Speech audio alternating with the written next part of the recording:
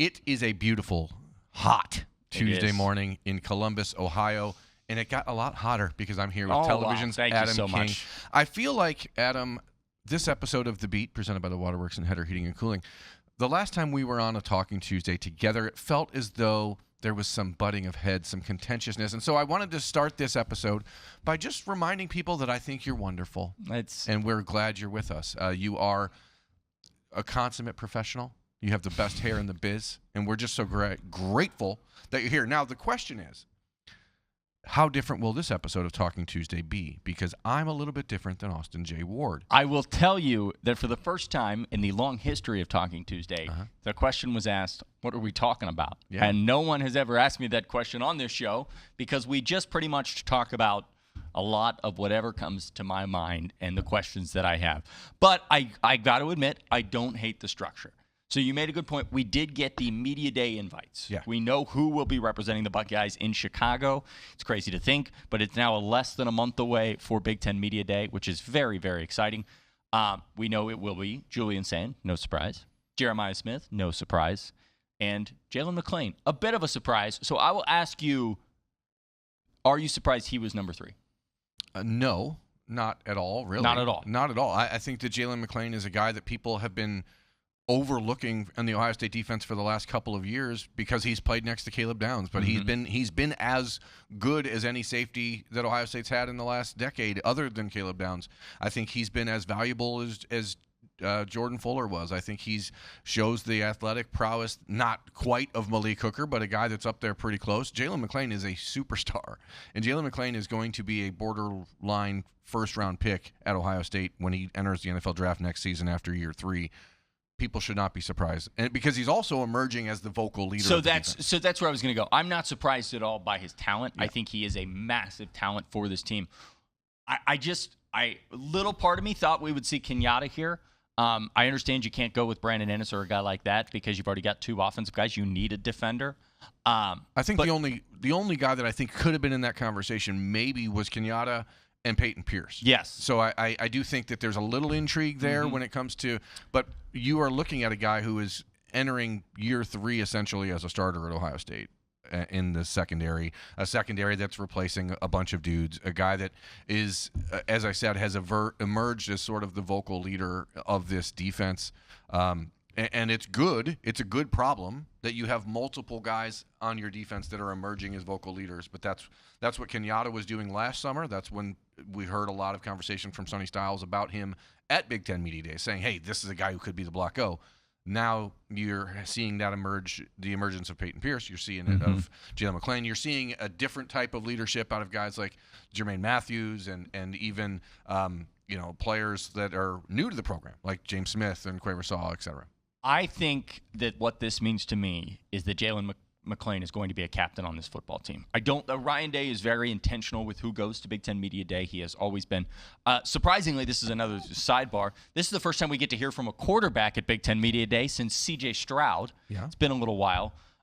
So I love that. But when you think of the guys that they send, obviously if you have your quarterback, you want to send that. He's a vocal leader for your team. You want to make sure that he's out there talking. Jeremiah Smith's the best player in America. You're going to send him for the 2nd year in a row. But the third position, it was a toss-up as to who could go because there are so many leaders on this team. We've had a discussion a long time ago on Talking Tuesday about who could be the captains, but I think it's very surefire that now McClain is in that role. So my first question, and I'll start with the man we've been talking to. Yeah. I'm curious with Jalen McClain how the new safeties have kind of worked into this DB rotation throughout the summer workouts. How much are they still new? We heard, Earl Little Jr. got so much love during spring ball. Terry Moore got so much excitement. How much have they become just a part of this team at this point? And is there a world? It felt like Earl Little Jr. was the star of spring ball. Am I crazy to say that? No, I don't know if you're crazy for saying it. I don't think that it's necessarily how I would describe it. But he was one of the guys that people were like, hey, this is a new guy that is. They just kept all pointing to him. Yeah, because he's really good. And he's a guy who's comfortable in his own skin, a guy transferring from Alabama and Florida State. He's not going to have the lead-in time that Terry Moore needs to get acclimated and get up to speed coming off of the injury. I think my biggest question for Jalen McClain is not like, what's it like working with these guys? It's who's Caleb Downs this year? Well, that's kind of what. Yes. Who is Caleb Downs? And because I think that's one of the best benefits you get from talking to players is that they're everybody's honest, but they're a little more open. They see it on the field. Like who in this secondary absolutely pops to you and do you think is going to be the playmaker, game wrecker that Caleb Downs was? Yeah, and I don't think you're going to hear Jalen McClain say that about himself. No, he's going to pick somebody else. But he should, because Jalen McClain is the guy who will be used in the way that Caleb Downs was used the last 2 years. And that is something I will stamp it. He is going to be the guy that is used in the way Caleb Downs is. And by that I mean at all 3 different safety spots, moving him around into the box, letting him cover if he needs to. You are going to see Jalen McClain's skill set fully operational. The interesting thing, and I've said this before about Caleb Downs, I don't know. This is crazy. He was the number 11 pick in the NFL draft. Caleb Downs did not always get the credit he deserved. He was very, very underrated. He was not underrated, underappreciated. Underappreciated because Caleb Downs does the little things so perfectly that they go unnoticed. Like the one tackle that still jumps out to me is the Texas game in the Cotton Bowl that no one ever talks about, and it literally changed the whole game. He had 2 different touchdown-saving tackles in that game on Ryan Wingo on jet sweeps and stuff like that. So he was amazing. But that's why I actually go back to Jalen McClain against Michigan in the first quarter last year in Ann Arbor. Jalen had a couple tackles on when Jordan Marshall sprung loose on Michigan's first 2 series where you're like, ooh, if that one gets away, this one feels a little bit different, and Jalen McClain did not get the appreciation he deserved because he's playing next to Caleb Downs. But the bottom line is Jalen McClain's pretty good. I think he's very good. I think a good safety at this point we've realized they're not. I'll ask you this. I'm supposed to ask the players or the coaches. Ask America. I'm going to ask America. Are you okay? For some reason, we have changed the mindset of expectations for the Ohio State secondary. And I am much, much happier watching an Ohio State secondary that just does the little things right, that isn't just stressful, than I am. Malik Hooker was an amazing safety. He was also an amazing playmaker. Some of those interceptions were ridiculous. Yeah. That's not what I don't think Jalen McClain's going to bring that. Caleb Downs didn't bring that. They're just guys that that live up to their name of kind of being a safety because they are such a safety net and they do everything pretty perfect. Well, that's why I think there's an interesting conversation to be had around Earl Little Jr. Around Leroy Roker, who is continuing to be left out of this conversation, unfortunately, a lot of the times where people don't really realize what he is athletically because he was an underrated recruit because he only had 3 offers coming out of high school. Again, we've talked about this on multiple occasions, but when you think about the end of the season last year, when Ohio State had to bring in somebody else to play when Lorenzo Styles Jr. was hurt against Miami, it was Leroy Roker they brought in. And Leroy Roker, when he was recruited, the comparison was this is a poor man's Malik Hooker. This is a dude who they think is a freak athlete, but people haven't seen it yet. So I'm not sure that he's going to provide Malik Hooker level playmaker. But I'm going to tell you, he's going to make plays, and he's going to be a guy that people watch and go, oh, I didn't know he had that kind of to him. I think fans, well, this might ruffle your feathers a little bit. Fans are very obsessed with 2 things, sacks and interceptions. And star rankings. That you know very well. The sacks and interception side of things, I don't think are that critical of stats. I think last year's defense is a prime example of why they are not critical stats. You don't want to be a defense. I would much rather have a safety that is out there playing his way to make sure that we are the best secondary in the country that doesn't let anything get past them than a guy that is out there trying to ball hawk but is going to end up costing a defense a few times. Yeah, well, that was so much of the discussion around Jim Knowles and 100%. his defense. But I think if we were to give your truth serum to Matt Patricia. It's called lie detector. Lie detector juice? Welcome. It's not lie detector. It's called lie detector question. Oh, so if you were to give a lie detector question to Matt Patricia. LD MP. To Matt Patricia. And you said, hey, Coach P, Matty P. Mr. Patricia. Matty P. The beard. Whatever you want to call it. You seen those shoes that he has? Yeah. That has those are so cool. Yeah, his kids made them for him. That's amazing. Yeah, and then they lost the next 2 games. Yeah, well. Wreck 'em. I was also on Snap. Was it Snap Judgments Yeah. And then we lost the next 2 games. Yeah, but so here's the situation. We're not going to do that again. But what we will do is understand that Matt Patricia, given the lie detector question, would probably say he would be willing to trade a little bit of security for a few more chaos plays. And I think that that's probably fair because Ohio State last year, this is the dirty little secret we're not going to talk too loudly about. The defense was historically great. Yes. They played historically bad offenses. That is true, but I do think there was historic. So though, heading into this season, that they're not. You're not playing historically bad offenses. I don't think. I think you're willing to take more chances this year. I think that we're not diving into last year's defense. We're too close to the season now. But I do think there's an argument to be made that the safety net is what allowed Ohio State's offense 100%. to, like, if the defense had taken more chances, would it have given them more opportunities on offense? Absolutely. I think it worked out perfectly. Maybe, but this defense is younger in theory. So now I think you'd rather the safety blanket. I don't know. I'm talking myself in one way, out the other. But you're right. I'm kind of in the middle. There's nothing wrong with playing I don't even want to say bend but don't break. Yeah. No, but that's the. But it is we are going to keep everything in front of us. We are going to make you beat us. Drive down the field. Drive down the field and beat us because you can't do that consistently. Yep. That said, you also sacks lead to sack fumbles. Which turnovers, interceptions are good. So I'm going to stand on the hill that interceptions are good. You know what? I'll allow you to have that take. Sacks also are good. Sacks are good. QB pressures also good. Sure. There's an old adage that cornerbacks and wide receivers are not competing against each other. You're competing against the line, right? You're competing against the offensive and defensive line. Yes, affect the quarterback. Chaos plays are really, really important for this defense, especially when you have this many new players, especially when you have what you consider what I think is a really unique opportunity to play 16 or 17 guys on defense and change the defense almost entirely based on the guys who are out there. That said, Jalen McClain's going to be that guy out there all the time. Everyone else in the secondary is going to be rotating around him. I think that there is a world where Earl Little becomes a guy that is out there 98% of the snaps. The more guys you have out there that are too good to take off the field, the better. But that's what we saw with the defense last year. Yeah.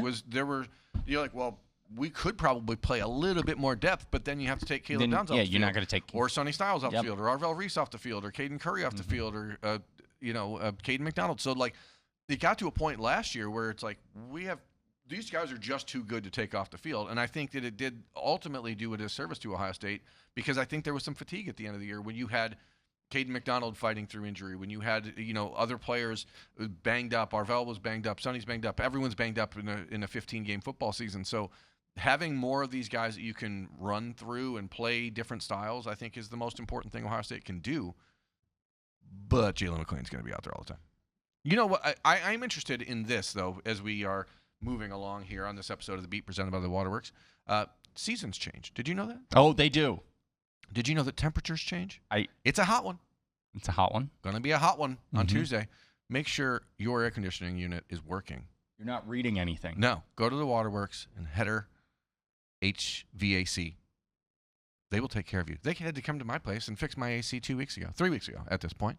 I'm glad they did. Are you a cold house kind of guy? Like you Yeah. Yeah, I'm like 63. 66. Well, I'm not that cold. Yeah, I like icicles. But the Hetter, the Waterworks is a proud sponsor of Ohio State Athletics, and they're hopefully a proud sponsor of the show. We appreciate them. Do you know what else changed? I changed. Physically. You did. You look fantastic. I changed physically. I went to Awaken 180. I said, help me. They said, how? And I said, make me less fat. And they said, follow this plan. They gave me a plan. I followed the plan. It's as easy as that. They have a great app that helps you keep track of what you're eating, when you're eating, why you're eating. They have great coaches. Mandy was amazing for me and has been amazing. I lost 40 pounds in 8 weeks. I'm still looking svelte, feeling good. Go to awaken180weightloss.com. Start your own journey today. You know who else is looking? Do you think that Jeremiah Smith should be there again? No, this is an interesting. No, wait a minute. That is an interesting way to just. Yes. I know, but I'm not saying it from he's not deserving of being there, because obviously he is. He's as you mentioned. Yes. He's the best player in the country. He's the most famous football player probably in the country right now, regardless of NFL or college football. but he was there last year. He is not the world's most quotable quote. Now, he is in private conversation, in one-on-one conversations. Jeremiah Smith is a much different person, I think, than a scrum setting where everyone's huddled around him. I would agree with that. I think that Jeremiah, I've always thought that about Jeremiah, that he is very, very honest in conversations, very open. He doesn't shy away from the fact that he likes bulletin board material. Like, he reads stuff that fires him up. I think Jeremiah it's twofold. I think, one, you have to have Jeremiah Smith there. He's the face. He is the face of college football. I get everything is a recruiting tool. Yeah, everything is a recruiting tool. That's a great point. And you're trying to sell these kids. Don't you want to be the guy that everyone wants to talk to in Chicago? I know what that crowd's going to look like when he's at the table. It's going to be unbelievable. They want a picture of that. That's what you're selling. Look at how many people want to talk to Jeremiah Smith. That could be you.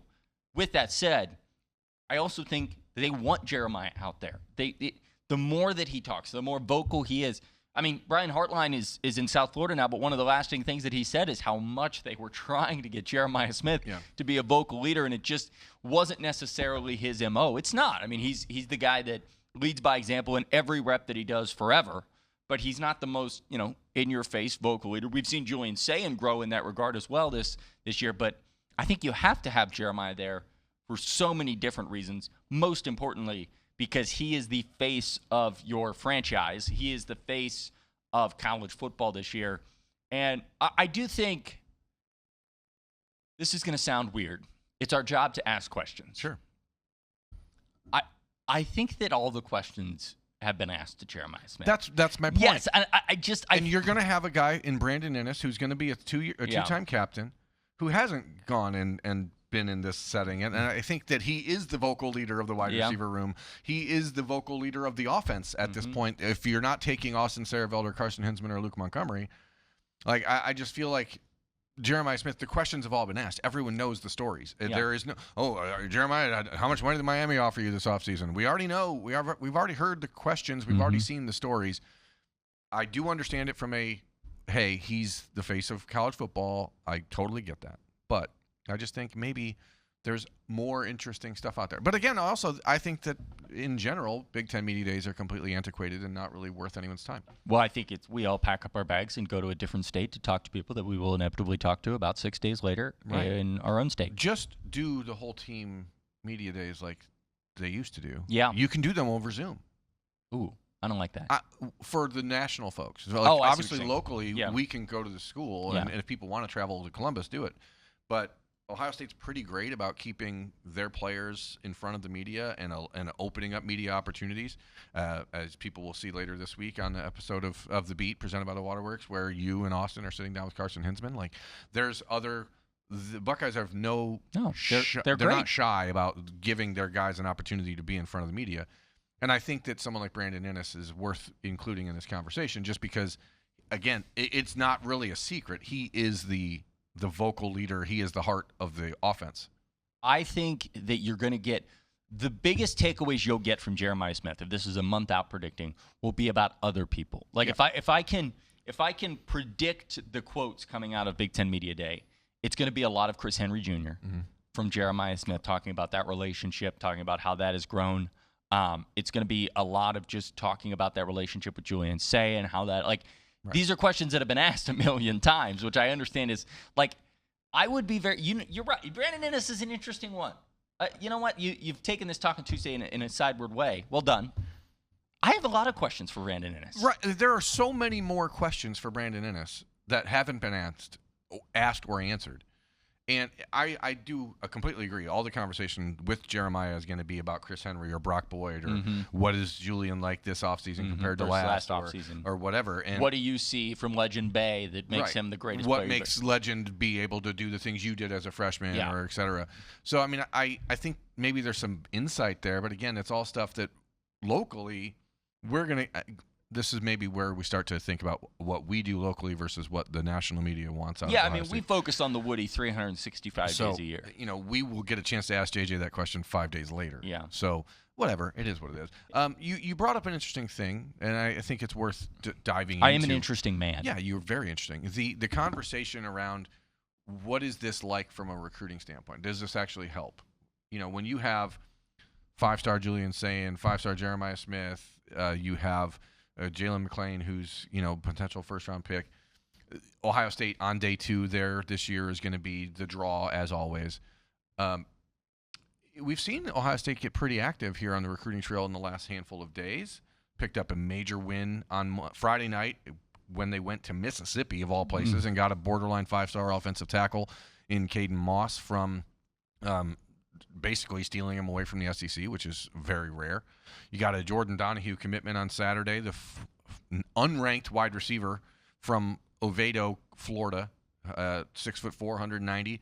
And then on Monday, you get Marcus Fakatau, the borderline 5-star, 6'7", 265-pound defensive end from California, who pretty good.